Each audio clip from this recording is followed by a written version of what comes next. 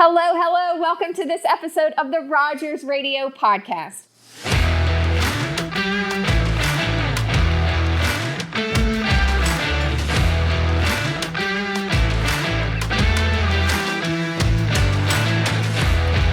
I am your host, Alyssa Rogers, and today I have the honor of sitting down with Victoria Thomasson and Sandy Slayton at the Halifax County Little Theater location here on Seymour Drive. I'm excited to be here. Thank you. We are too. Yes. Does nervous count if you're nervous to be here?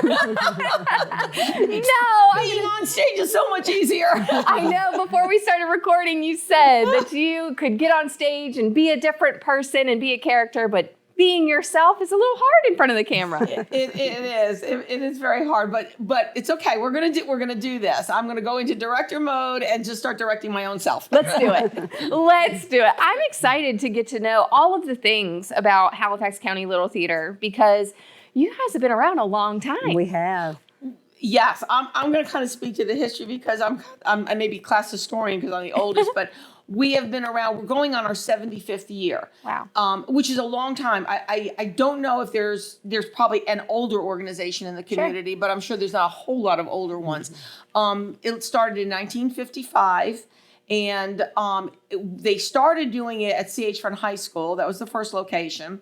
Moved to the junior high at the time. And then from the junior high, went to the high school. And that's where we stayed until the early 2000s when way back when y'all were toddling around, there was a group of individuals, I was part of them, that felt like it would be wonderful if the community had an art center, so to speak. So we started, and we would have some place to perform that was kind of more art centered. So we were very instrumental in helping at that time all the efforts that were being made to create an art center, which now is the Prizery. So we jump forward to where we are now. I mean, I've been around I arrived in the 80s. My first show was Cinderella. I can name you names that may not want to be like on stage. Judge Rand, or you were Prince Charming. I know you might be listening to this. In Cinderella, I mean, there are just so many names that were part of this organization for 75 years. Wow. That's pretty fascinating. And so much talent has come through the doors of every location that you've been at and every show that you've had. Do you have to have experience to be part of a show?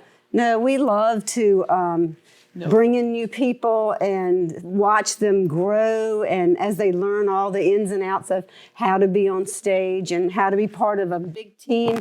It's always a great feeling because you're doing something that is bigger than yourself, bigger than you could ever do by yourself.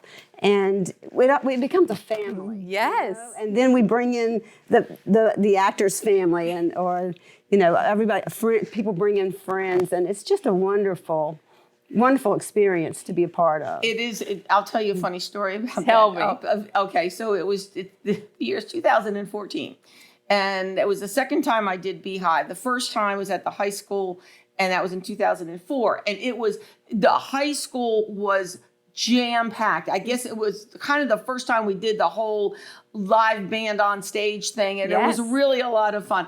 It got to the point one night when we opened Act 2, Tina Turner comes out. Now, granted, this was not, and the people in the audience are yelling, Tina, Tina. And I looked at the young man doing lights, and I said, they know that's not really Tina coming out, don't they? I mean, it was so wild. I'm like, everybody's screaming for Tina. I'm like, oh my gosh. So fast forward to 2014 with picking up on what Sandy said.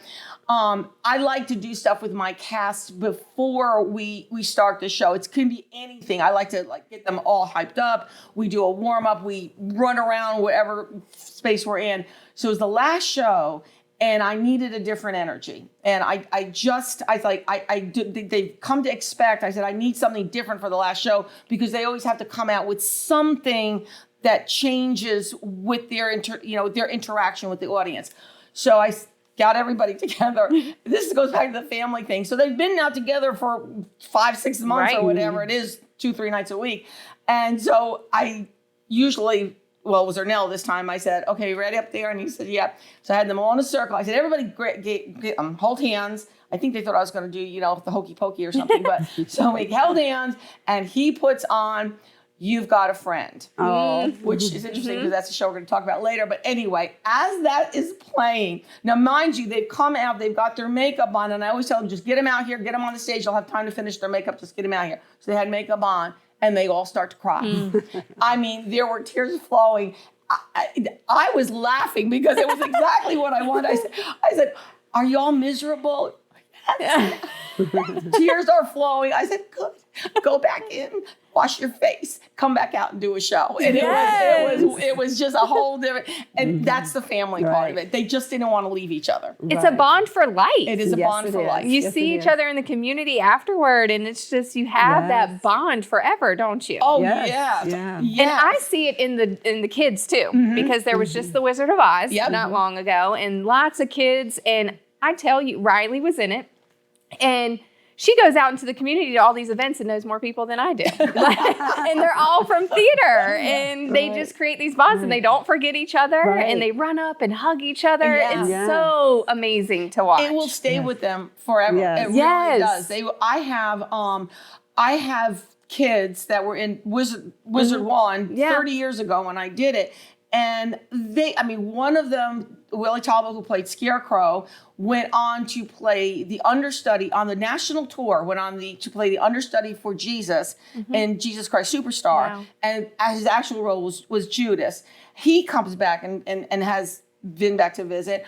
The young man who played the wizard wrote me a beautiful letter when he was done, and he said it gave him such direction. He ended up joining the Marines, and he was involved with Merrill Lynch through their training program, and he lives out in Los Angeles, and he's got a beautiful family, and he still goes back to Wizard of Oz giving him the structure that he needed. So you do make connections for life. They just stay with you. It's a very unique experience. And being part of all this, how does that make you feel to know that you're helping and forming so many bonds in relationships? Ooh. It does make you feel good. And it also makes it, it's a lot of time away from your family. It is, 3 nights a week for months. And so it kind of helps you justify that. You know? But this is good for the community. It's good for us, and it's good for the people who are in it, and it's good for the people that see it, and it's good for our county. And our community. And so many people have these extraordinary talents. It just sometimes they don't even know they have it until they wind up on stage and we see it. I mean, she'll probably get annoyed with me, but I will talk about Michelle Duffer for a second with Chicago. Michelle has been a dancer her whole life. I mean, that's what she wants to do, and that's what she did. And when she came through the door, I saw Velma Kelly, and I saw that, but trying to get her back to come and audition, I mean, that was a funny process in and of itself, because I had to have Trisha Ricketts sing with her. She had never sung. And I said, And I said, I just heard it and I saw it and I knew she could do it, but you have to convince her.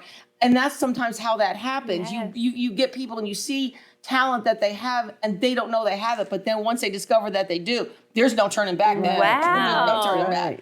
Well, going to the audition part, how do you choose? Like, what is your process of choosing who gets what role?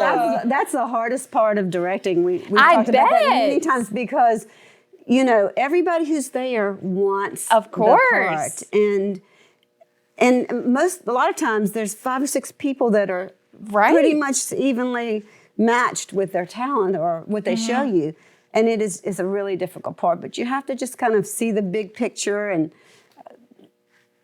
I don't know. It is a big job, and when you've got so many people that are wanting to show themselves, sometimes there's just one little thing that you're looking for, and it may be something completely different than the obvious. We'll talk about Carole King in a second, but there is something in that persona that I have to have. And it's not sometimes what you may expect, the obvious, the voice. There's something else that she needs to bring to that, and that's what I'm looking for. Now, when they get there, I will explain that to them and say, just as you're thinking through this when you come to the stage, put your cares behind you, a little cabaret, put your cares behind you, and come up on stage and think of her in totality, not just the voice. Wow. Think of her as what she did. She was strong and confident, but yet she was very she didn't see it in her own self. So there's that quality about her that you want to bring out. And so there's a lot of different pieces to who brings the total package. Right. And then you have to choose what shows are brought Exactly here. right. Oh, gosh. When I directed How I do you Became do a that? Pirate, I Yeah. had told everybody, this is going to be an adult show, adults performing for families. And at auditions, who shows up? All of our teens that have been in things before. They just blew me away. Yeah. And so it was a mixture of adults and teens in the show. Yeah. Because I told them at auditions, I said, I told you I would not cast any teens this time. They said, well, we're here. We're here anyway. I love that.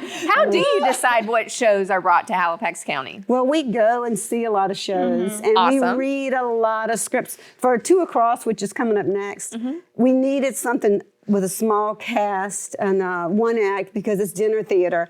And I probably read 25 shows looking for something and thinking about what would be fun and funny and entertaining.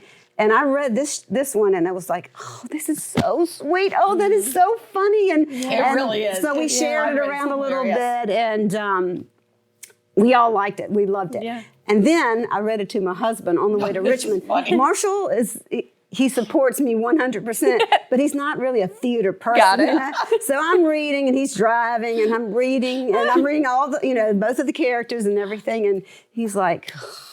She And calls me. Vicky, you gotta talk me off a ledge because now I don't love this show anymore because Marshall's like, get on with it. So we had two experienced actors come in and read it for the board, and I was thinking when we went in, I was like, gosh, I got to read 25 more shows to find it now. But they started, reading the lines, and they were reading it cold, and it was so sweet and Yes. so beautiful and so funny, and I was like, yes, we can this do is our this. show. We can do this. I love that. Let's talk about it. Okay. You have a show coming up. Yes, June Talk about 7th it. and 8th at Factory Street Brewing Company. Cool. We're having dinner theater, which we haven't done in a long time. And the show is called Two Across, and it's about two strangers who meet on the BART subway, the BART train at 4:30 in the morning. And they're both doing the New York Times crossword puzzle. Well, he's just really laid back, and she is straight as an arrow. Like, she gets mad at him because he litters, and she's a rule follower. Yes. And so he's trying to get her help with the crossword puzzle, and she's like having none of that. Like, you have to do your own crossword puzzle, or else you just don't get the reward of doing it yourself. And he's like, what? So they are talking on their ride, and they find out things about each other. He's really getting on her every last nerve. But he's really charming, and she begins to see that. He'll surprise her every now and then with something really sweet, and they get to know each other. And I probably shouldn't tell the whole thing. Yeah. Come see it. Yeah. So that's at Factory Street. Yes. Yes. Okay, June 7th and 8th. Friday night and Saturday night. And Okay. we're having catering by Four Oaks. Nice. And Linda Shepard, local comedian Yes. extraordinaire, Yes. is going to be there for several little vignettes or stand-up comedy for a while. And we'll Nice. have some, we'll have a social hour where we have some live music in the background for everybody to just come and relax and have a good meal and enjoy a nice show. And That's going to be so fun. Yes. It really, yes, it really will yes. be a fun night. And it's interesting to take kind of like a traveling company. Right. We go different places to accomplish different things. Right. We've been in Constitution Square. We were out at Berry Hill for Laughter, Lyrics, and Libations. We worked at the Prizery. The Wizard was at the high school. So, we are an independent theater organization in Halifax County that Nice. makes our way through. We navigate through the where, the when, the how, and the why. Right. Yes. So we bought this building Yes. and with the idea of having a rehearsal space, a meeting space, and it could possibly be a small performance space. Right. Cool. So for our summer camp, we're going to be here. Tell us about summer camp. Okay, summer camp is July 29th through August 2nd? Third. The 3rd. Yeah, the 3rd is a Saturday. Okay. So in the morning, we'll have the little ones, 5 to 9-year-olds, and then in the afternoons, we'll have the teens, and we will be taking fairy tales, and we'll read the fairy tales, and we'll talk about the characters, and then we'll let them kind of come up with how they want to portray it, and we'll be making our own little sets, and on Saturday morning, we'll have performances. Nice. And it'll be here, and so we're ready, we're happy to be able to use this building for something to show it off because now we have a little home. Yes. We And have- what yes, ages for a the little summer home. camp? It's 5 to 14, 5 and to then 14. teens older than that can be assistants, interns Nice. to help us do things. But I taught for kids college many years, and so this is sort of the same thing. We do some theater games. We do a lot of confidence building and team building, and it's just a lot of fun. There's not a lot of pressure, so we might do. We've done a lot of different small productions in that, but it's never anything that somebody has to go home and work to Right. learn their lines. Yeah. Because it's How just a week. exciting is Yeah. that for the Summer, kids to get it's involved? Yeah, that's right. For summer Yes. fun, and Yes. and kids love to pretend. We all Yes, know that. That is yes. one thing that they will pretend at a different level, obviously, than an adult Right. pretending. They just bring such genuine understanding of the joy of Right. pretending. Yes. And they could go anywhere with it. I mean, it's amazing. Yes. So you sit there and watch them, and it's like, what are they doing? But in their mind, they are expressing as they see it, and it's really adorable. And you have auditions coming up. Yes. So there's another show coming. Yes. Right. Tell us about it. I am the flip side of the coin of Sandy. I tend to, I love music, and I mean, I've been Six in Maine has been a part of my life for, gosh, we started that in 2007. So we are old man band at the time. But I mean, we're still kind of fresh. We played the Art Gala the other night, so it was and it was a lot of fun. But I love bringing live music to the productions. That's my thing, which always adds another extra level of joy, obviously, but it also is an extra level of configuration. For sure. So it Carole King, beautiful. The Carole King musical will open on November 1st, and it'll run three weeks with a couple Tuesdays and Thursdays in there, and Sunday matinees until November 16th. We close it on a Saturday, and the show itself is so magnificent. That's the only way I know how to describe it, because she is still iconic. Everything she does resonates with generations. The only other show I think I've done that kind of reminds me of this is when I did Grease. And I remember standing at the top of the high school, and I had an elderly woman. She was great grandma, and she was on her walker. She had her daughter, her granddaughter. I mean, there were like 4 generations coming up, and they all said, I love this music. I said, you don't get that often, where that show transcends so many different age groups. This is the same way. Right. You have people, I just happen to be, I love Amy Winehouse, and I just love her music. And to find out that Amy Winehouse was influenced by Carole King, and her growing up, her mother loved Carole King, and that's the music that she heard. That is so amazing that you reach those people. Tapestry, when it came out in 1971, that was on the charts for, I think it was 15 consecutive weeks as #1, which is unheard of. It's the 25th Rolling Stones magazine. It's the 15th out of 500 albums, as far as levels. It's won so many awards. She is amazing. Her story is incredible. She is a gift of inspiration and decisiveness in what she needed to do with her life. When we look at these icons and we think everything is wonderful with them, and you start to see some of the cracks in that facade and how they deal with it, and what she did and how she went forward, and how she was influenced to be brave. And I think she's just an inspirational human being. I grew up with her, so therefore I'm really attached to her in this story. what I also love about this show, we're going to get to auditions in a second. What I love about this show is I think it's brilliant the way they did it. She just wanted to be a songwriter. That's all she wanted. It was write songs, and if somebody put music to them and send them out into the world to become, fabulous, fabulous songs. What the show does is takes her songwriting as it becomes what they feel is going to be a hit. They bring out who made it a hit. So when she writes Some Kind of Wonderful, and she's kind of playing it on the piano, and she's kind of singing it to get the feel, when she gets to a certain bar or a certain measure, they throw it to the Drifters, who will then come out and actually sing it. Yeah. And that happens with the Drifters, the Righteous Brothers, Little Eva, with Locomotion. There's Neil Sedaka. I mean, they're just all these icons that grew. The Monkees, Pleasant Valley Sunday. They all literally come out on stage and perform it. So you're kind of in this window of reality, and then what happened. Mm-hmm. So you're here is her writing, and this is what happened with that song. Mm-hmm. So it's really a story about her, but it is so broad in how she influenced the industry itself. So let's get to auditions. Let's do it. Okay. When are they?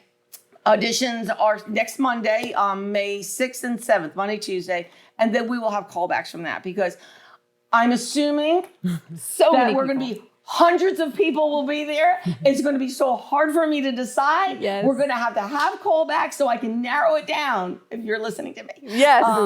So that's really the game plan. So and not everybody has to sing. There are some non-singing parts.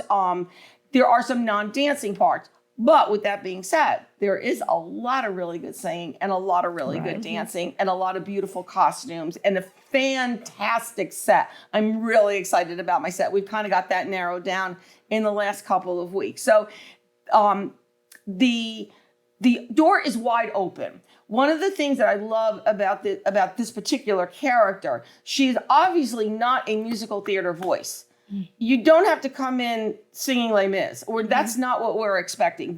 Her voice is grittier, gutsier. It comes from a different place. So I know there's people, I'm a band girl. I see band people all the time, and I know what kind of voice that is. Mm-hmm. That's what we need. We need that solid, comes from your gut voice that tells a story and sells a story. So if you're out there and you thought, I can't do theater, but I love to sing, you need to come to this show. Mm-hmm. It's a little bit of a different style of musical theater. So there are wonderful parts for guys. Her husband, Jerry Goffin, who she actually wrote with to start with, her first husband, he's a very complex character. And I love him because there are levels to him that you see developing throughout the show that you don't know. He comes off as kind of like Danny in Grease. Mm-hmm. I'm cool. Yes. Everybody know it. Everybody say it. But there's a something in him that's a mask for something else. So you get to explore that.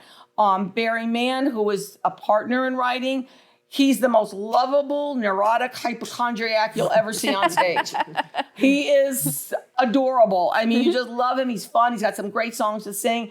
And then Cynthia Weil, who I've come to really love on paper, she is the complete opposite of Carole King. She is very snappy, sharp, witty, fast. She's a typical New Yorker. Mm-hmm. And which is, I mean, everybody brush up on your Brooklyn accents out there. So brush up when you bring it. So those characters and all their supporting cast there's so many levels to them. They're interesting, and I will drain every bit I can get out of you. So I love this. I'm so excited for everything that is coming. And remember what they said, you don't have to have experience. Right. No. Right. You just have to want to get out there and perform and, get out of your comfort zone. We talk about it all the time on these episodes. Like, get out of your comfort zone. Now is your time. And these are your people that are going to be watching and casting. Yes. And, I mean, why wouldn't you want these two to help you along the way and be part of your first production? And help we will do. I've been doing it since I was in college. I mean, actually high school, if you count a few little things here and there. But honestly, I've seen so many people discover things inside of themselves that they didn't know they have. So let us help you let us help you do that. It's a really fun experience. You'll stick it in your back pocket. It'll stay with you forever. And if you're scared to get on stage, which you should, get out of your comfort zone and be on stage, but there's a lot of backstage and volunteer opportunities for costumes and set and all of that, right? Yes. One of the things I do need, and this is really serious, Carol King and Cynthia Weil need their own dressers. These are people that their whole job is to be there for those two characters because the changes are very quick and they can't go back to a dressing room and do it. You literally have to know when she's coming off, what she needs to have, what she needs to change into, and you need to be standing there with her to get it done. That's an incredibly hard job, but it is such an important job. Right. So two people that want to be Carol's person and Cynthia's person, please come. I mean, it's not a hard job. It's just a dedicated job. Right. Yes. And so there you go. You have all these opportunities to get involved, and we'll put all of the contact information and the links to get tickets and the information on auditions, and we'll give it all to you. It's in the description up top. So be sure to click that. Thank you. Yes. Thank you, Alyssa, so much. Yes. We really appreciate that. This is such a wonderful, wonderful thing that you're doing and thank you. highlighting all the stuff that's going on in our community. Right. So Yeah, we appreciate it. and let other people know how they can get involved, because you're always looking for sponsors, right? So if they Yes. don't want to participate in the productions per se, but they want to help out, how can they do that? Okay, for what I'm doing is I've got wonderful musicians. I've got 11 musicians and I'm selling them. Oh. So if you would like to purchase a musician, say you like, I want to purchase the trumpet player or the drummer or the keys or whatever. We're selling each musician for $500 or any part thereof. But you can own a musician. We're going to get a picture of you with your musician that you sponsored for the show. I'm also sponsoring a chorale or each chorale's costume, the two big dresses they have to wear. It's going to cost about $350 per chorale. There's 4 of them. There's 4 drifters. They are the same. They need 2 very fabulous stage suits. So, I mean, let's say I'll sponsor a drifter or I'll add to their costumes. So you can actually focus your dollars in any amount towards those things. And we're going to put that out there as a little publicity for that too. So cool. Yeah. I love that idea. Yeah. I love it. Yep. Take your money and put it right directly to something that interests you. Or Awesome. just buy tickets, right? Yes. Or just buy a ticket. Yes. We and have go a see limited this. number of tickets for 2 across because it's a dinner theater. So we hope that people will go ahead and get those and let us help you find exactly where you want to sit and get ready for the night. That's coming right up. Yeah, It is. Get your tickets. Come to auditions. Be part of the amazing things that Halifax County Little Theater is doing. You don't want to miss anything that they have coming. It's going to sell out. I know your show's going to sell out. you. I know you're going to have hundreds of people lined up to audition for yours. And I can't wait for the summer camps and to continue seeing all of the success with the organization. Thank you so you. much Thank for you so And I'd everything. like to thank the community for sticking with us for 75 years. They follow us wherever we go. Yes. We can be in a basement, we can be on a stage, we can be in the middle of Constitution Square, but somehow the community finds us, and we are grateful for that. It's so great. And you guys, there's always stuff going on in our community. Take advantage of it. We do have a lot going on in this area. So get your tickets and get involved. And thank you, Alyssa. for everything today. And thank you everyone for watching and listening. I can't wait to talk to you next week. Bye. See you at the theater.